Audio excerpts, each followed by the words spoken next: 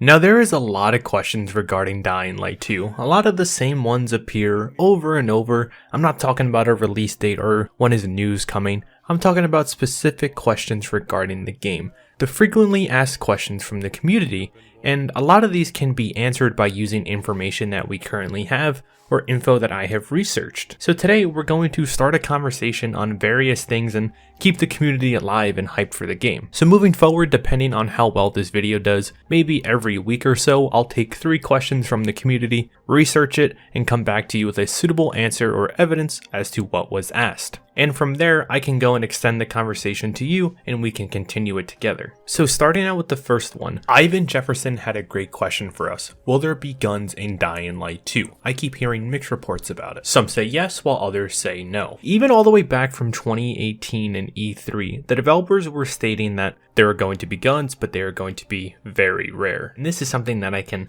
very much get behind. I'm currently replaying through The Following and Dying Light again right now, and man, you can just use a weapon to wipe everybody off of your screen. They really were overpowered in a game sense, and it did take away from some of the other weapons in the game. It was a lot simpler to just take your gun and just unload it into a zombie's face. But speaking on behalf of the story, they actually become a very rare commodity 15 years after the disaster. So it'll be interesting to see moving forward when the game does come out, how the focus is going to be on melee weapons. I think back then, when players got their hands on guns, they shied away from some of the awesome combinations and blueprints because you basically just had a delete key in your hands. Obviously, if you're watching this video right now, that probably didn't apply to you.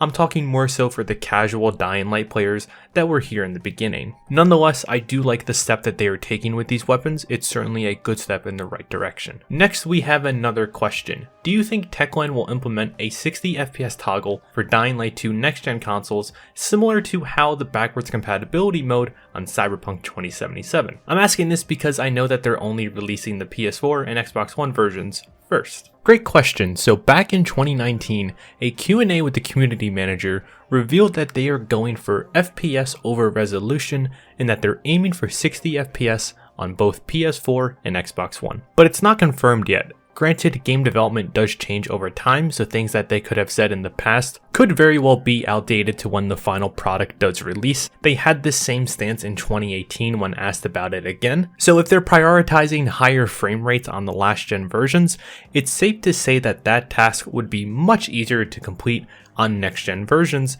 hardware wise. Game development wise, it might be difficult to complete. I don't know the specifics, so it all depends on their process. But in my personal opinion, so not confirmed, I do think that a backwards compatibility mode will have a 60 FPS toggle. If they are focusing on it for the last gen version of the game, I think they're going to do it on the backwards compatibility version as well. But this whole situation really does beg the question on what the community thinks in the case of last gen. So I ask you right now, are you willing to sacrifice resolution in order to have a higher frame rate? Would you go as far as putting the game into 900p to have it at 60 FPS? Honestly, for me, I think the 60 FPS is absolutely needed. When I made the switch from PS4 to PC for the original, the fluency and parkouring that you experience is absolutely needed. As we progress, the standard in gaming needs to really become 60 FPS on console. It's happening now with the next gen versions, so I am delighted to see that, but there is still a lot of work associated with it. And lastly, we have, will there be multiplayer in Dying Light 2?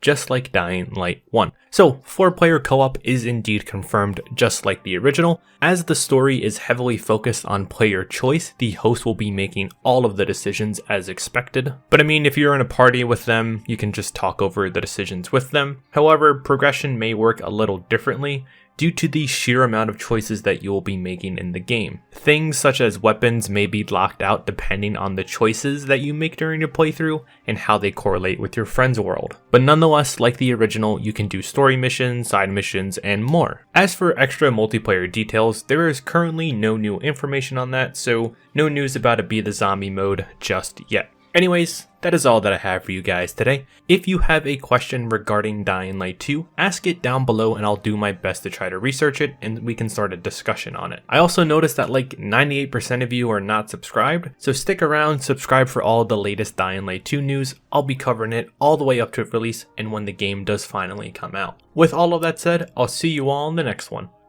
Bye bye.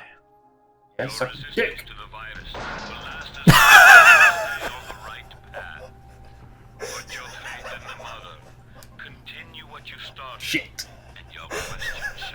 That didn't work out like I thought it was gonna.